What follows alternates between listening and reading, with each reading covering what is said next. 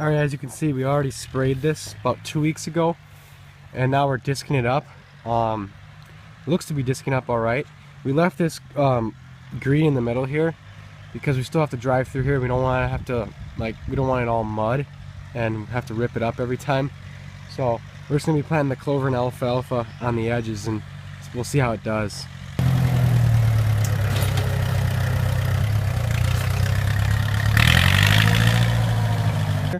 This right here is full potential.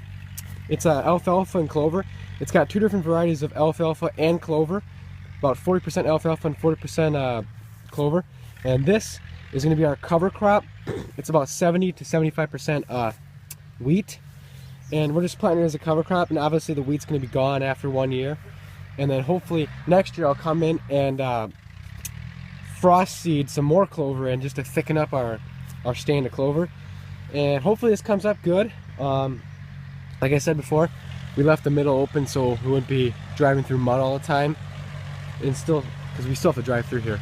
So I'll show you us planting in just a second here.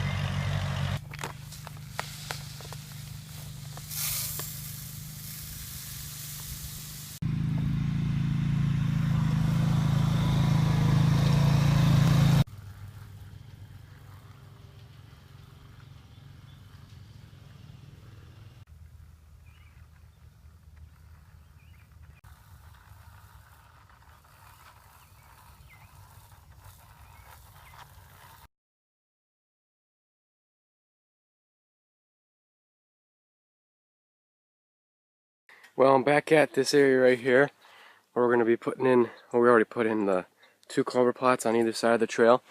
I don't know when we planted this. I think it was almost a week ago now. Yeah, I think maybe it was exactly a week ago now. I'm not sure.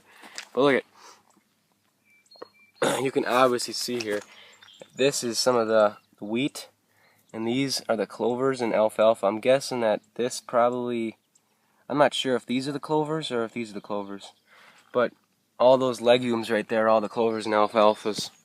And you can tell it's getting pretty green, coming up real nice on either side.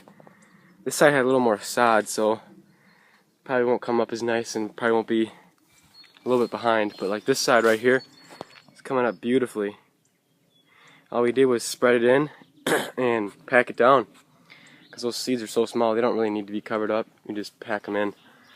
But yeah, we had maybe like 1 or 2 rains in a week. I think that's how long it's been. So in a week they came up and look pretty nice so far. And then in future years we're just gonna have to mow this. Like we're not gonna mow this at all this year. You want to let this just get up and get as big as it can before the winter.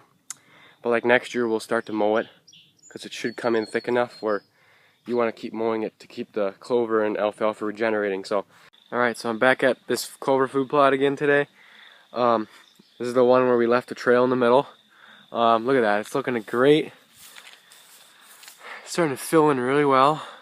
I'm not the greatest at identifying the clover and alfalfa yet at such a young stage, but you can definitely tell right here, like this is the wheat, which will definitely grow up and get taller than everything. And this, I believe, is the alfalfa. See this one right here?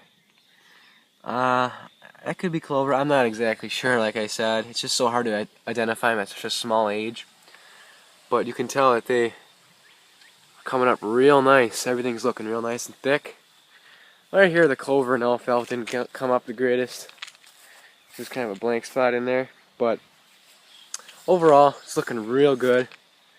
I'm really happy with the results. Alright, so this is right around a month. It's looking real good. You can see it's filled in really good. Really happy with the results. The clover and alfalfa is really getting established well.